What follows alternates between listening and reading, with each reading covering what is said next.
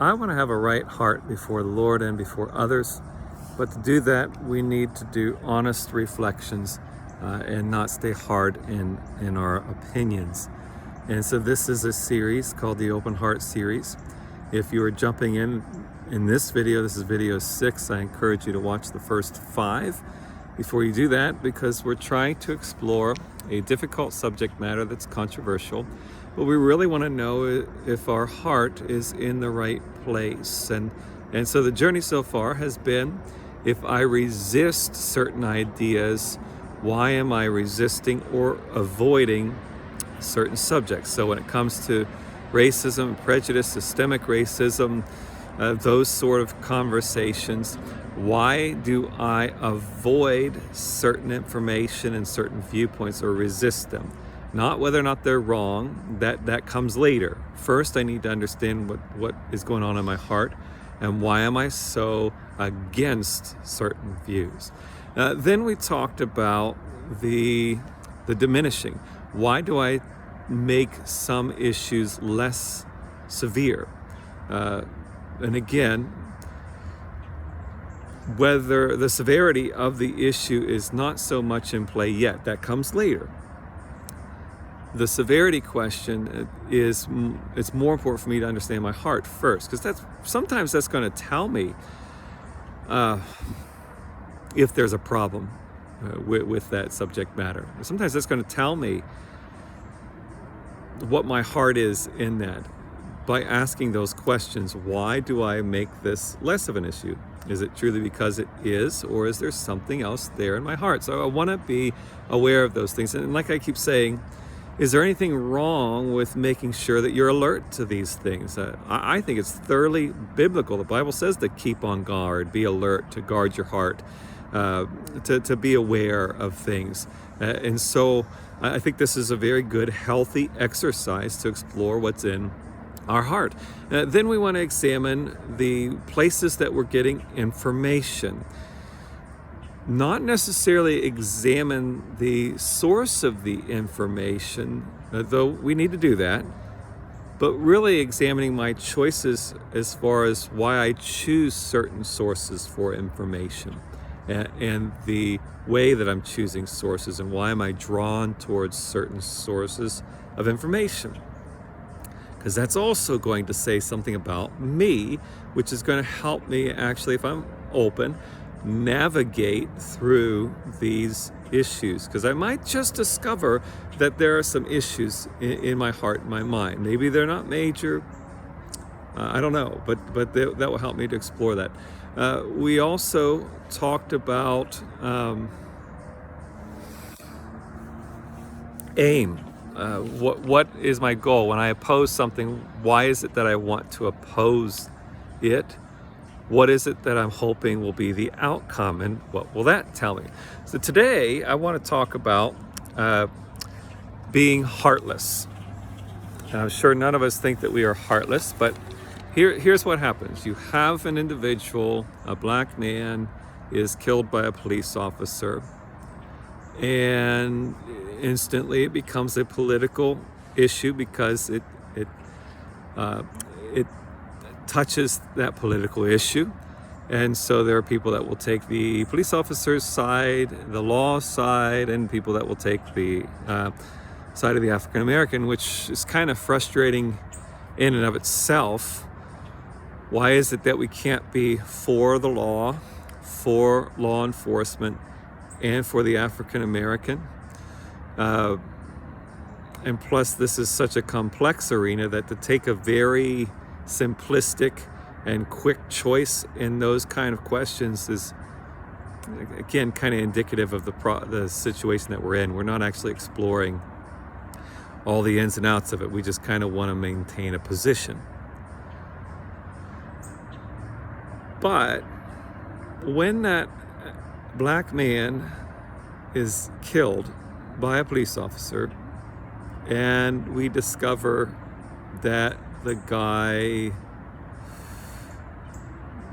had some kind of criminal background into drugs, sexual assault, murder, those sort of things.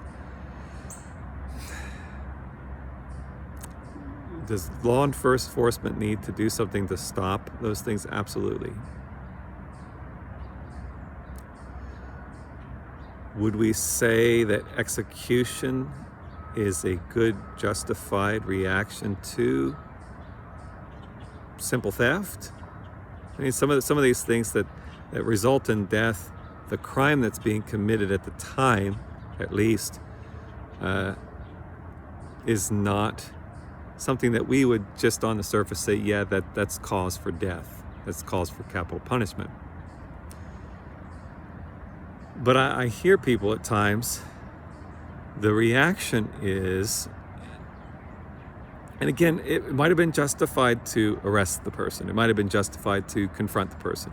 Maybe the person was being difficult, and so the police officers were trying to manage that and needed to use more force. That's not really as much of my concern in this video as when people say, yeah, well, but he had a criminal background. Yeah, well, but he was causing a ruckus. Yeah, but he shouldn't have been committing a crime. All those things might be true statements. But when I'm making those statements, what is the nature of my heart?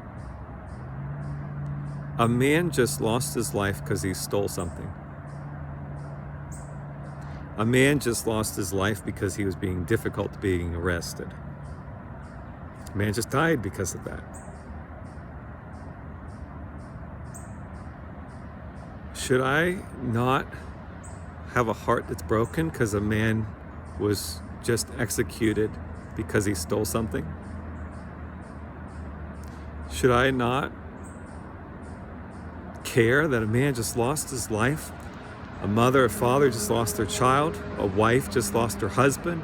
A child just lost her dad. Because a man had a criminal record, and so the police officers were concerned about him. And so he lost his life, and they lost their loved one.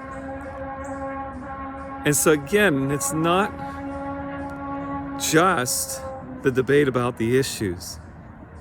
It's our heart. Should we as Christians, as followers of Jesus, as people who are supposed to love God and love our neighbor, should we not be saddened that that was the scenario? Should we not be sad that people lose their lives in a reaction that doesn't really call for that? And again, when we say, well, they shouldn't have been doing this, I don't know, are we more on the side of our political view than concerned for the loss of a life? That's what I'm concerned about. Are we heartless sometimes in our viewpoints?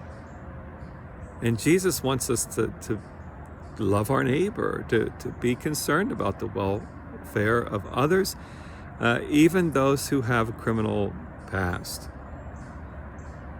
which is still kind of frustrating that we tend to always assume that if an African American had a run-in with the law, that they must have had a political past. But again, that's kind of something for you to think through in your heart. I want you to think about that next time that a story shows up. I mean, this goes with our other videos. When a story surfaces that an African American man has been mistreated by the police, one, keep in mind that another piece of evidence surfaced that does happen.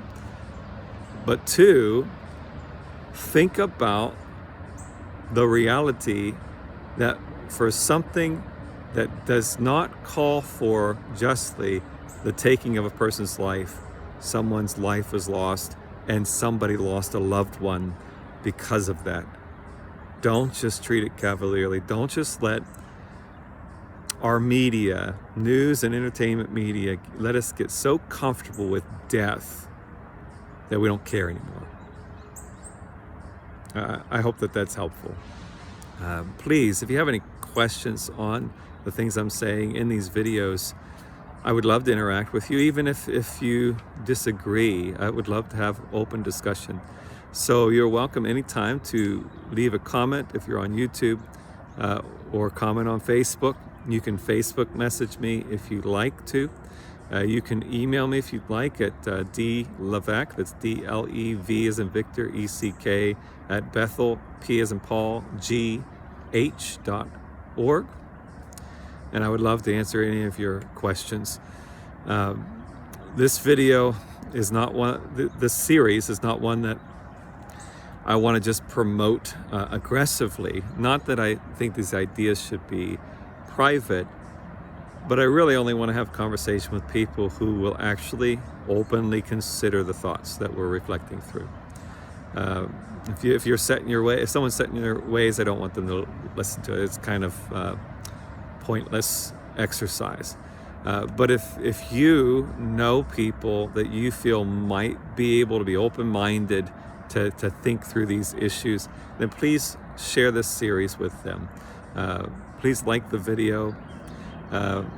If you would, please subscribe to our YouTube channel and hit the notification button. If you're on Facebook, please follow our Facebook page and you'll get notified each time these videos are uploaded for you. Let's continue to try to have Jesus's heart.